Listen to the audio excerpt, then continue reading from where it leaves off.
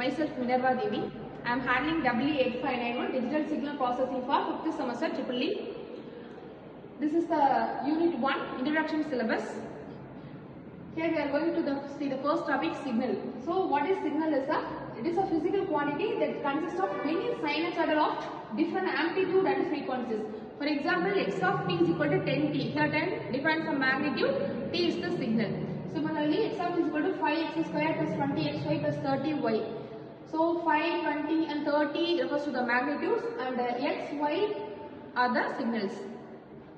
Then system. A system is a physical device that performs an operations on processing on a signal. So if you want to process a digital signal, we need a digital system. For example, filter and amplifier are some of the systems. Next is the DSP system. So all the nature signals are analog.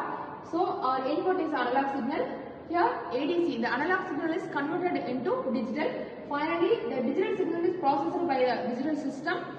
Then again, digital signal is converted into analog. Finally, you are getting the analog output signal. So these are some advantages of DSP, like less sensitive and more flexible. We can store more digital data in the hard disk, floppy disk or memory tapes. Hence, it can be done in the offline also.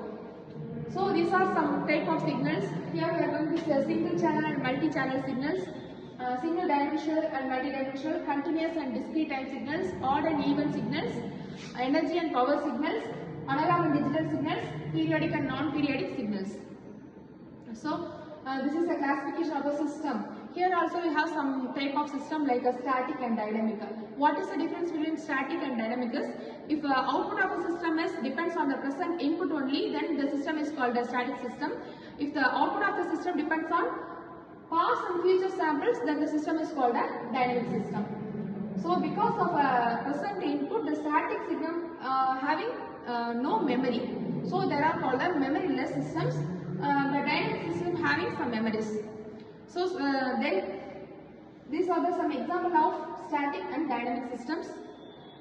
So then time invariant, time varying systems. A system is time invariant if the input characteristics do not change or shift with the time. If input and output characteristics of a system varies with time, then it is called the time invariant. Then the linear and non-linear. If output of a system or the performance of the system depends on the superposition principle, then it is called the linear system. If it does not obey the superposition principle, then it is called the non-linear systems. Then causal and non-causal. A system is causal if the output of a system at any time depends on past and present values. Then the system is called the causal. If the output of a system does not depend on the past and present value, then it is called the non-causal systems.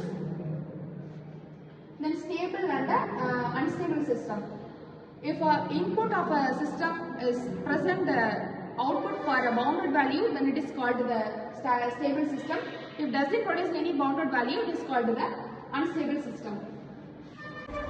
These are some of the standard signals we are using for a digital signal processing. The first one is the unit step signal. It is represented by U of n. If U of n is 1, then the n value is greater than or equal to 0. Whenever n value is less than 0, it will automatically get into 0. The next section is unit ramp signal. It is represented by U r of n. Here, it having the value of n, whenever n greater than or equal to 0, it having the value of 0 when n value less than 0. Next is the unit sample signal, otherwise called as unit impulse signal.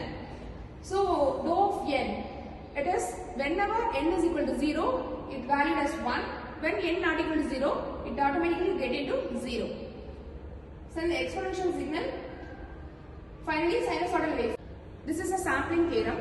The sampling theorem states that every signal have to be completely sampled, then it satisfies the Nyquist state. What is Nyquist state is Fs greater than or equal to 2Fm. Fs means the sampling frequency, 2Fm means the maximum frequency. So this is the quantization. The process of converting the discrete and continuous amplitude signal into discrete signal by expressing each sample's value as a finite number of digital is called the quantization.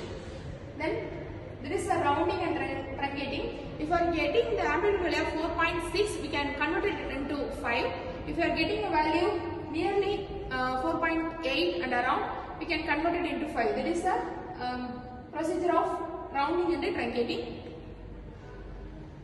Then each quantization is assigned to a unique binary code, so there may be a chance to get an error while we are sampling. So this is anti-aliasing filter. The signal can be bandlimited by passing through a low pass filter. So that it is called the anti-aliasing filter. Finally, this is a sample and hold circuit.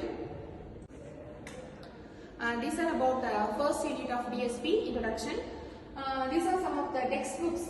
J.K. Brokes and D.G. Modalakis is a textbook.